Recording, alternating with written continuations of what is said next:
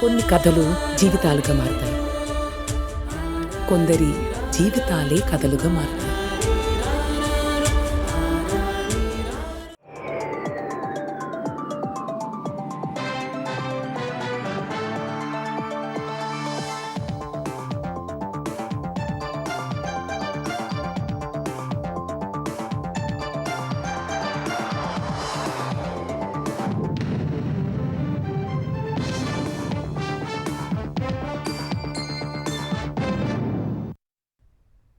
నమస్కారం, ETV news కు స్వాగతం. ముఖ్యాంశాలు.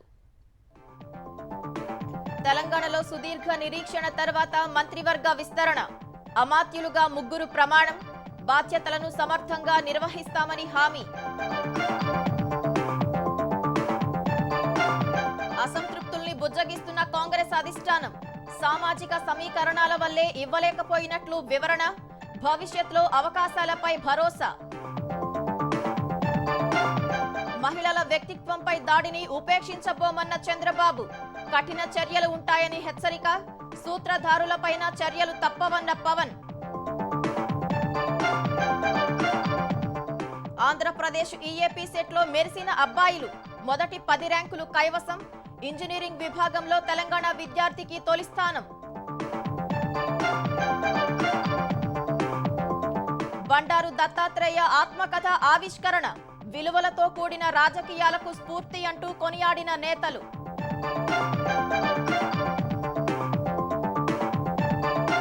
ఫిల్మ్ సిటీ స్మృతివనంలో రామోజీరావు ప్రథమ వర్ధంతి కార్యక్రమం. కార్పొరేట్ కార్యాలయంలో విగ్రహావిష్కరణ. మూర్తి భవించిన నిలువెత్తు స్ఫూర్తి. ఎన్డీఏ పాలనలో మహిళా అభ్యున్నతికి అనేక కార్యక్రమాలు. అన్ని రంగాల్లో అద్భుత ప్రతిభ కనబరుస్తున్నారని ప్రధాని మోదీ హర్షం.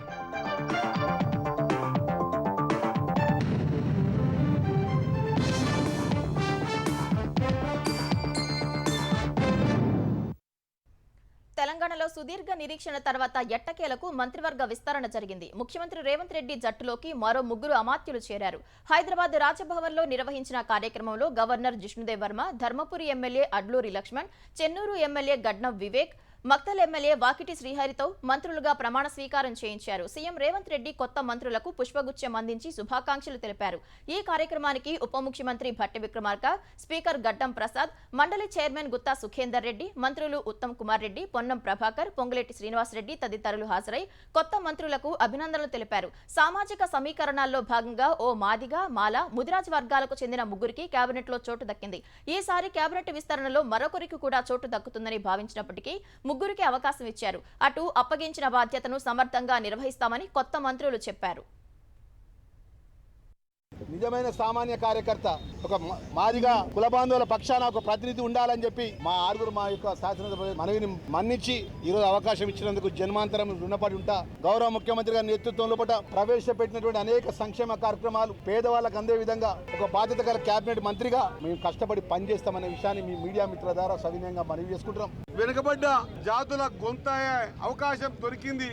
ఖచ్చితంగా ఈ అవకాశాన్ని సద్వినియోగపరచుకుని రాబోయే రోజుల్లో నాకు ఏ బాధ్యత అప్పచెప్పితే ఆ బాధ్యత పరిపూర్ణంగా నిర్వహిస్తానని ప్రభుత్వానికి మనస్ఫూర్తిగా నా తరఫున, నా నియోజకవర్గ కాంగ్రెస్ పార్టీ కార్యకర్తల తరఫున ధన్యవాదాలు.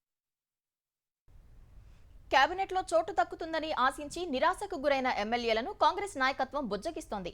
ఈసారి మంత్రివర్గ విస్తరణలో అవకాశం వస్తుందని ఆశించిన సీనియర్ నేత సుదర్శన్ రెడ్డి, ప్రేమ్ సాగర్ రావు, మల్రెడ్డి రంగారెడ్డి, కోమటిరెడ్డి రాజగోపాల్ రెడ్డిలను బుజ్జగించడంపై కాంగ్రెస్ దృష్టి పెట్టింది. కాంగ్రెస్ తెలంగాణ ఇన్ఛార్జ్ మీనాక్షి నటరాజన్, సీఎం సలహాదారు వేం నరేందర్ రెడ్డి, పీసీసీ చీఫ్ మహేష్ కుమార్ గౌడ్, మంత్రి పొన్నం ప్రభాకర్ తదితరులు జూబిలీహిల్స్ లోని సుదర్శన్ రెడ్డి ఇంటికి వెళ్లి ఆయనను బుజ్జగించే ప్రయత్నం చేశారు. ఏ పరిస్థితుల్లో మంత్రివర్గంలో అవకాశం రాలేదో మీనాక్షి నటరాజన్ ఆయనకు వివరించినట్లు తెలుస్తోంది. సామాజిక సమతుల్యతను దృష్టిలో ఉంచుకొని ఈసారి ఎంపిక జరిగినట్లు వివరించారని తెలిసింది. తర్వాత బేగంపేటలోని ప్రేమ్ సాగర్ రావు ఇంటికి వెళ్లిన మీనాక్షి బృందం ఆయనకు కూడా పరిస్థితులను వివరించినట్లు తెలుస్తోంది. సాక్షి ఛానల్లో అమరావతి మహిళలపై అనుచిత వ్యాఖ్యలను నిరసిస్తూ ఆంధ్రప్రదేశ్ వ్యాప్తంగా ఆందోళనలు మిన్నంటిన వేళ మహిళల వ్యక్తిత్వంపై దాడిని ఎట్టి పరిస్థితుల్లో ఉపేక్షించబోమని ముఖ్యమంత్రి చంద్రబాబు భరోసా ఇచ్చారు. రాజకీయ మీడియా ముసుగులో మహిళల ఆత్మగౌరవాన్ని దెబ్బతీసిన వారిపై అత్యంత కఠిన చర్యలు ఉంటాయని హెచ్చరించారు. నీచమైన వ్యాఖ్యలు చేసిన వారితో పాటు కుట్రదారులను వదిలిపెట్టబోమని ఉప ముఖ్యమంత్రి పవన్ కళ్యాణ్, హోంమంత్రి అనిత స్పష్టం చేశారు. సాక్షి ఛానల్లో అమరావతి మహిళలపై అనుచిత వ్యాఖ్యలను ఖండిస్తూ ఆంధ్రప్రదేశ్ వ్యాప్తంగా ఆందోళనలు కొనసాగుతున్న వేళ ముఖ్యమంత్రి చంద్రబాబు ఎక్స్ వేదికగా స్పందించారు. రాజధాని ప్రాంత మహిళలపై వ్యాఖ్యలను ఖండించిన సీఎం ఆడబిడ్డను, అమ్మను ఎంతో ఆదరణతో చూసే రాష్ట్రంలో రాజకీయ కక్షతో మీడియా విశ్లేషణల పేరుతో నిస్సిగ్గుగా దారుణ వ్యాఖ్యలు చేయడం క్షమించరాని నేరమని తెలిపారు. తన సొంత మీడియా ఛానల్ ద్వారా జరిగిన ఈ దారుణాన్ని ఒక మాజీ ముఖ్యమంత్రిగా ఉన్న వ్యక్తి ఇప్పటికీ ఖండించకపోవడం, స్త్రీజాతికి క్షమాపణ చెప్పకపోవడం మరింత విచారకరమని తెలిపారు. రాజధానిపై విషం చిమ్మే కుట్రలో మహిళల మనోభావాలను గాయపరిచిన వారిపై అత్యంత కఠిన చర్యలుంటాయని స్పష్టం చేశారు. ఈ నీచ సంస్కృతికి చెక్ పెట్టే బాధ్యతను కూటమి ప్రభుత్వం తీసుకుంటుందని తెలిపారు. అమరావతి మహిళలపై కృష్ణంరాజు వ్యాఖ్యలను ఖండించిన ఉప ముఖ్యమంత్రి పవన్ కళ్యాణ్, రాష్ట్ర రాజధానిగా అభివృద్ధి చేస్తున్న అమరావతి ప్రాంతంపై ఒక ఛానల్లో విశ్లేషకుడు, జర్నలిస్టు ముసుగులో ఒక వ్యక్తి చేసిన దారుణ వ్యాఖ్యలు వెనుక వ్యవస్థీకృతమైన కుట్ర దాగి ఉందని ఆయన అనుమానం వ్యక్తం చేశారు. ఆ మాటలను ఒక వ్యక్తి చేసిన వ్యాఖ్యలుగా చూడరాదన్న పవన్, అమరావతి ప్రాంత చారిత్రక, ఆధ్యాత్మిక విశిష్టతను అవహేళన చెయ్యడమేనని పేర్కొన్నారు. రాజకీయాల్లో లబ్ధి పొందేందుకు సొంత కుటుంబంలోని మహిళలను కూడా రోడ్డుపైకి లాగిన వ్యక్తిత్వం జగన్దని హోంమంత్రి అనిత దుయ్యబట్టారు. మహిళలపై అక్కస్సును జగన్ ఎలా వెళ్లగక్కడం దుర్మార్గమన్న ఆమె, జగన్ ఆయన సతీమణి కనీసం వ్యాఖ్యల్ని ఖండించకపోవడం దారుణమన్నారు. ఈ వ్యవహారాన్ని ప్రభుత్వం సీరియస్ గా తీసుకుందన్న హోంమంత్రి, అసలు కుట్రదారులెవరో తేల్చి చట్టపరంగా శిక్షిస్తామని తెలిపారు. అసలు మన సంస్కృతిలోనే మహిళల గురించి గౌరవంగా ఉంటుంది. భరత మాత అంటామండి, తెలుగు తల్లి అంటామండి. అటువంటి భరత మాతని, తెలుగు తల్లిని కూడా ఈ రోజు నువ్వు ఏ రంగంలోకి దింపేసావో ఒక్కసారి ఆలోచిస్తున్నావా జగన్మోహన్ రెడ్డి? ఏ ప్రాంతాన్నైతే నువ్వు వేశ్యల రాజధాని అన్నావో అదే ప్రాంతంలో ఎంతమంది మన సోదరీమణులు ఉన్నారు, ఎంతమంది మీ సోదరీమణులు ఉన్నారు, మీ ఇంట్లో ఆడవాళ్ళు ఉన్నారు. ఎలాగా ఆంధ్రప్రదేశ్ ప్రైడ్ని దెబ్బతీయడానికి వీళ్ళు ప్రయత్నం చేస్తున్నారు అన్న విషయాన్ని ప్రజలు కూడా అర్థం చేసుకోవాలి. అతనికి ఎందుకు తల్లంటే గౌరవం లేదు, చెల్లంటే గౌరవం లేదో నాకు ఇప్పుడు అనిపిస్తుంది.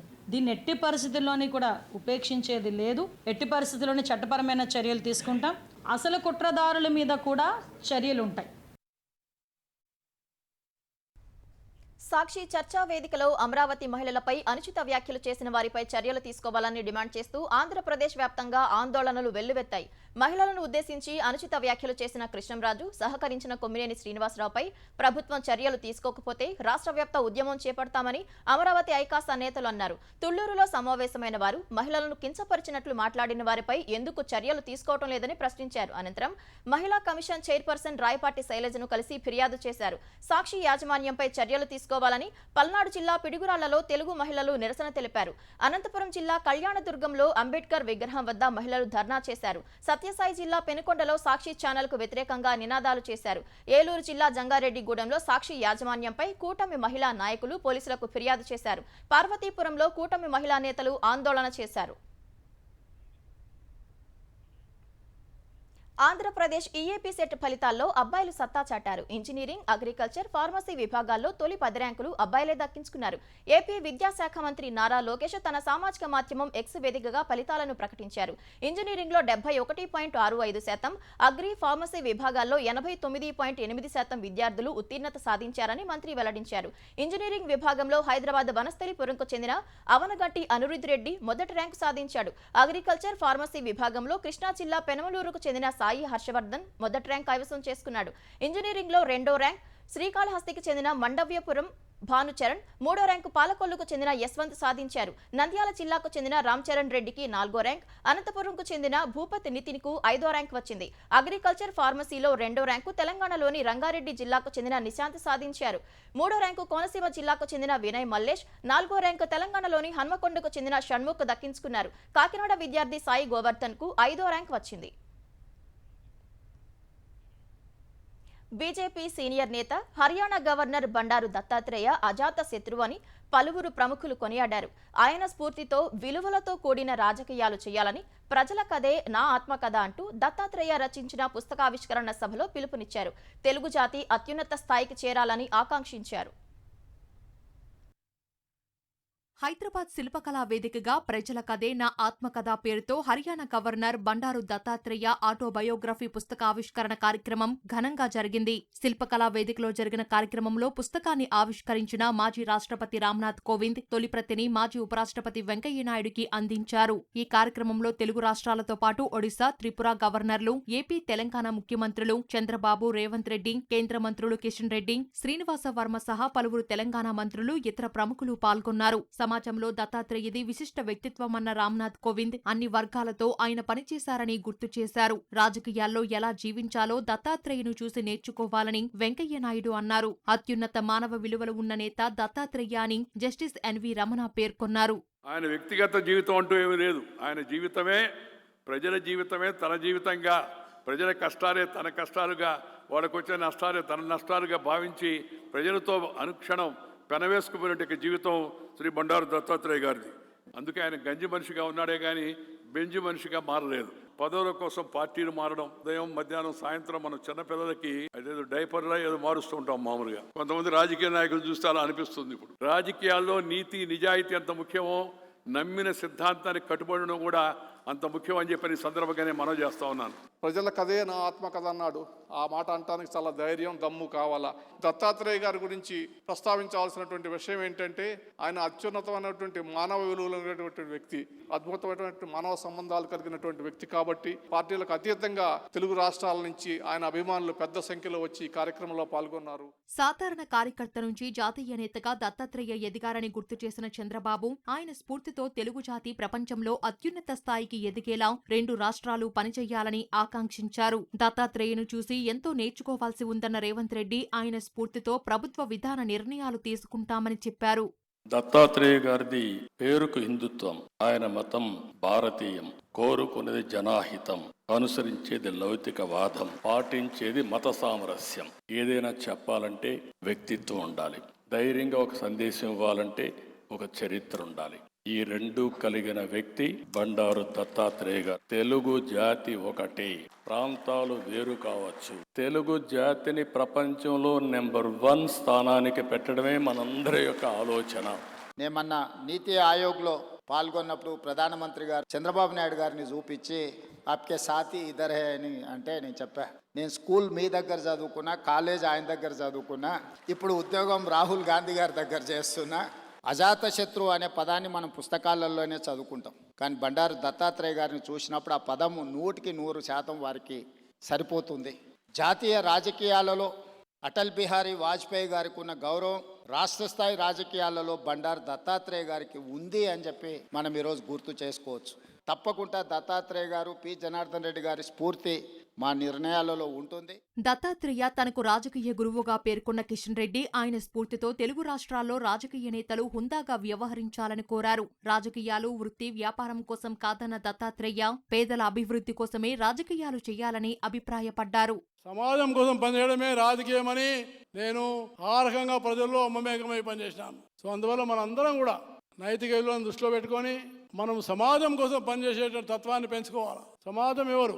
పేదవాళ్ళు, దళితులు, బలహీన వర్గాల వాళ్ళు. అలాంటి వాళ్ళను మనం సముద్రణ చేసి వాళ్ళలో విద్య, వైద్యం, నైపుణ్యం ఈ 3 తీసుకొస్తేనే దేశాభివృద్ధి జరుగుతుందని నేను నమ్ముతున్నాను. దత్తాత్రేయ జీవితంలో ఎన్నో గొప్ప ఘటనలు, ముందు తరాలు తెలుసుకోవాల్సిన రాజకీయ పరిణామాలు, దేశ పరిస్థితులు ఈ పుస్తకంలో ఇమిడి ఉన్నాయని ప్రముఖులు అభిప్రాయపడ్డారు. రామోజీరావు కీర్తి అజరామరం. తెలుగు నేలపై ఆయన చూపిన బాట ఆచరణీయం. ఆయన స్ఫూర్తి భావి తరాలకు దీప్తి. బహుముఖ రంగాల్లో జయకేతనం ఎగురవేసిన రామోజీరావు ప్రథమ వర్ధంతి ఈనాడు. భౌతికంగా ఆయన లేకున్నా ఆయనే దిగివచ్చారా అన్నంత సహజంగా రూపొందిన విగ్రహం ఫిల్మ్ సిటీలో ఆవిష్కృతమైంది.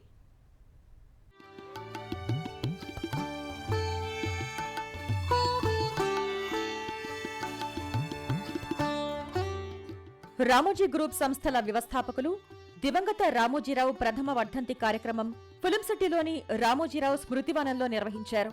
గ్రూప్ సంస్థల CMD Kiran, Margadarsi MD Shailaja Kiran, Ramoji film city MD Vijayeswari, ETV Bharat director Bruhathi Akshay దంపతులు, ప్రియా ఫుడ్స్ డైరెక్టర్ షహరీ రేచస్ ఎల్లా దంపతులు, యూకేఎంఎల్ డైరెక్టర్ సోహనా వినయ్ దంపతులు,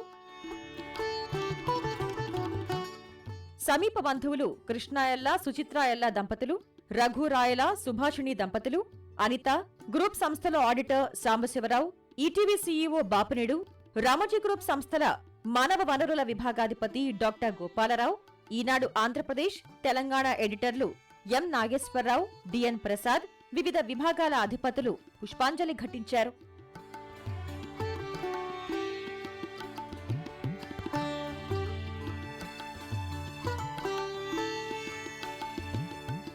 రామోజీరావుకు ఎంతో ఇష్టమైన వైష్ణవ జనతో గీతాన్ని ఆయనకు నివాళిగా పాడుతా తీయగా బాల గాయకులు ఆలపించారు.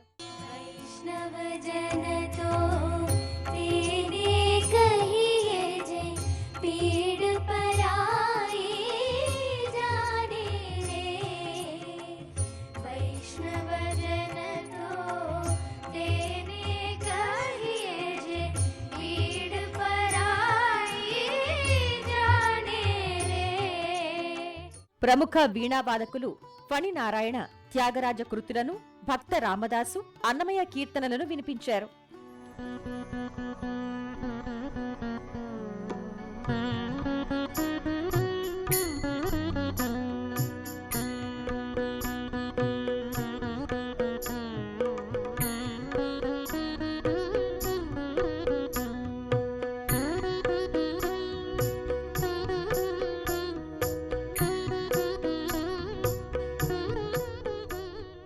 రామోజీరావు విధులు నిర్వహించిన రామోజీ ఫిల్మ్ సిటీలోని కార్పొరేట్ కార్యాలయంలో ఆయన సిలికా విగ్రహాన్ని మనవరాళ్లు శహరి, సోహన, బృహతి, దివిజ ఆవిష్కరించారు. సాక్షాత్తు రామోజీరావే వచ్చి టీవీగా కూర్చున్నంత సహజమైన విగ్రహాన్ని ఏర్పాటు చేశారు.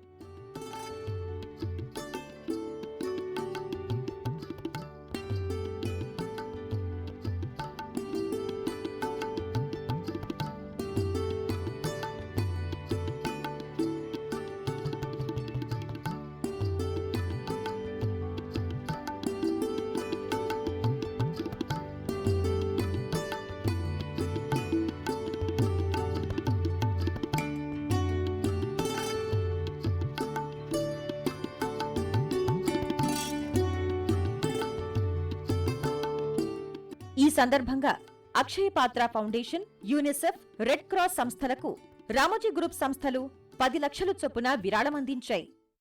ఆయన ఎప్పుడు ఏంటంటే ఎంత మనం చేయగలిగితే చేయాలి అనేది ఆశయంతో అందుకని టోకన్ కాంట్రిబ్యూషన్ యూనిసెఫ్, అక్షయ పాత్ర, రెడ్ క్రాస్.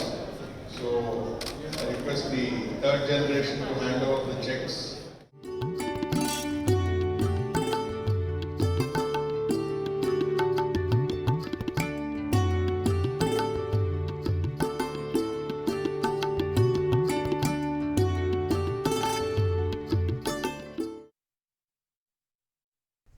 ఆంధ్రప్రదేశ్లో స్మార్ట్ మీటర్ల బిల్లులపై వస్తున్న ఆరోపణలకు సంబంధించి విచారణ జరపాలని ఏపీ విద్యుత్ శాఖ మంత్రి గొట్టిపాటి ఆదేశించారు. రేపటిలోపు సమగ్ర నివేదిక సమర్పించాలని ఆయన అధికారులకు స్పష్టం చేశారు. స్మార్ట్ మీటర్తో బిల్ ఎక్కువ వచ్చిందన్న అంశం తమ దృష్టికి వచ్చిందన్న మంత్రి స్మార్ట్ మీటర్ల పనితీరుపై విచారణకు ఆదేశించినట్లు చెప్పారు. ఏ ఒక్కరిపై అనవసరంగా ₹1 భారం మోపేది లేదని మంత్రి తేల్చి చెప్పారు.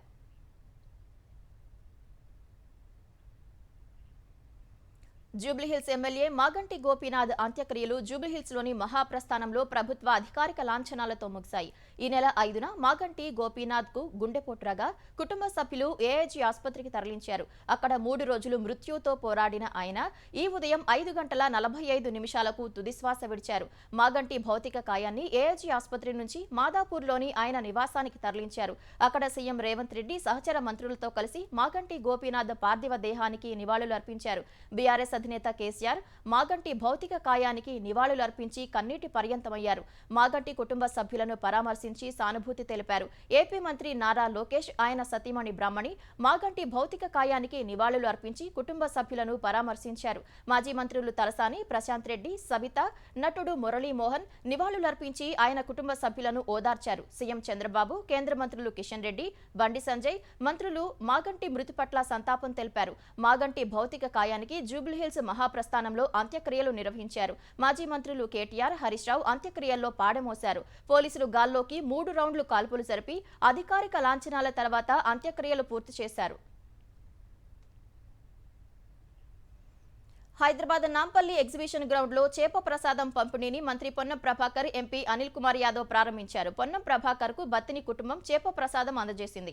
రేపటి వరకు పంపిణీ చేయనున్న చేప ప్రసాదాన్ని తీసుకునేందుకు వివిధ ప్రాంతాల ప్రజలు, ఆస్తమా బాధితులు భారీగా వచ్చారు. 42 క్యూ లైన్లు ఏర్పాటు చేయగా 13 కౌంటర్ల ద్వారా బత్తిని కుటుంబం చేప ప్రసాదం పంపిణీ చేస్తుంది.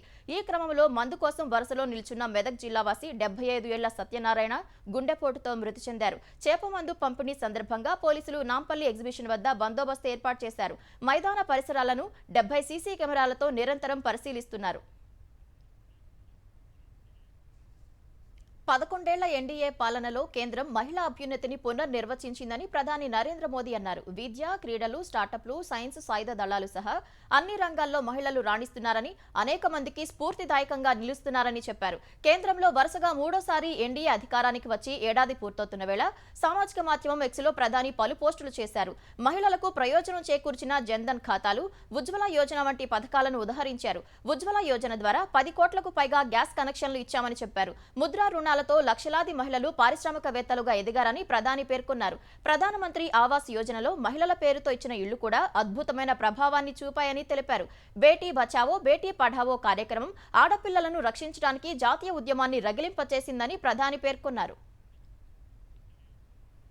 ఢిల్లీలో 9 ఏళ్ల బాలిక హత్య తీవ్ర ఉద్రిక్తతలకు దారితీసింది. బాలిక పొరుగు ఇంట్లోనే శవమై కనిపించింది. ఢిల్లీ దయాల్పూర్ ప్రాంతంలోని నెహ్రూ విహార్లో శనివారం రాత్రి 7 గంటల సమయంలో బంధువులకు ఐస్ ఇచ్చేందుకు 9 ఏళ్ల బాలిక ఇంటి నుంచి వెళ్లింది. బాలిక ఎంతకీ రాకపోయేసరికి ఆమె తల్లిదండ్రులు బంధువుల ఇళ్లకు వెళ్లి ఆరా తీశారు. ఐస్ ఇచ్చిన 5 నిమిషాలకే వెళ్లిపోయిందని బంధువులు చెప్పగా కాలనీ మొత్తం వెతికారు. పొరుగింట్లోకి వెళ్లటం చూశానని ఎవరో చెప్పగా ఆ ఇంటికి వెళ్లి చూశారు. తాళం పగలగొట్టి చూడగా రక్తంతో ఉన్న బాలిక సూట్ కేసులో కనిపించింది. వెంటనే ఆసుపత్రికి తీసుకెళ్లగా అప్పటికే మృతి చెందిందని వైద్యులు ధృవీకరించారు. లైంగిక దాడి చేసి చంపేశారని ఆరోపించిన బంధువులు, కాలనీ వాసులు న్యాయం చేయాలని ఆందోళనకు దిగారు. అటాప్సీ నివేదిక వస్తే మృతికి కారణం తెలుస్తుందన్న పోలీసులు నిందితులకు కఠిన శిక్ష పడేలా చూస్తామని హామీ ఇచ్చారు. నిందితుడి కోసం ప్రత్యేక బృందాలతో గాలిస్తున్నారు. గత ఆర్థిక సంవత్సరం దేశంలో విదేశీ ప్రత్యక్ష పెట్టుబడులు భారీగా పెరిగినట్లు కేంద్రం వెల్లడించింది. 2024-25 ఆర్థిక సంవత్సరం భారత్లోకి దాదాపు $81.4 బిలియన్ ఎఫ్డీఐలు వచ్చినట్లు కేంద్రం వెల్లడించింది. అంతకుముందు ఆర్థిక ఏడాదితో పోలిస్తే ఈ మొత్తం 14% అధికమని వివరించింది. గత 3 ఏళ్లలోనూ ఇదే అత్యధికమని పేర్కొంది. గత ఆర్థిక ఏడాదిలో వచ్చిన ఎఫ్డీఐలలో దాదాపు 51% మహారాష్ట్ర, కర్ణాటక రాష్ట్రాల ఖాతాలో చేరినట్లు వెల్లడించింది. అత్యధికంగా మహారాష్ట్రకు $19.6 బిలియన్ విదేశీ ప్రత్యక్ష పెట్టుబడులు వచ్చినట్లు కేంద్రం తెలిపింది. ఇది దేశానికి వచ్చిన విదేశీ ప్రత్యక్ష పెట్టుబడుల్లో 31% అని చెప్పింది. తర్వాత $6.62 బిలియన్ కర్ణాటక రెండో స్థానంలో ఉన్నట్లు వెల్లడించింది. తర్వాత $6 బిలియన్ ఢిల్లీ మూడో స్థానంలో ఉంటే గుజరాత్ కు $5.71 బిలియన్, హర్యానా 3.14, తెలంగాణకు $3 బిలియన్ ఎఫ్డీఐలు వచ్చినట్లు కేంద్రం తెలిపింది. మౌలిక సదుపాయాల వృద్ధి కారణంగానే మహారాష్ట్ర, కర్ణాటకలకు ఎఫ్డీఐలు పెద్ద ఎత్తున తరలి వచ్చినట్లు పేర్కొంది.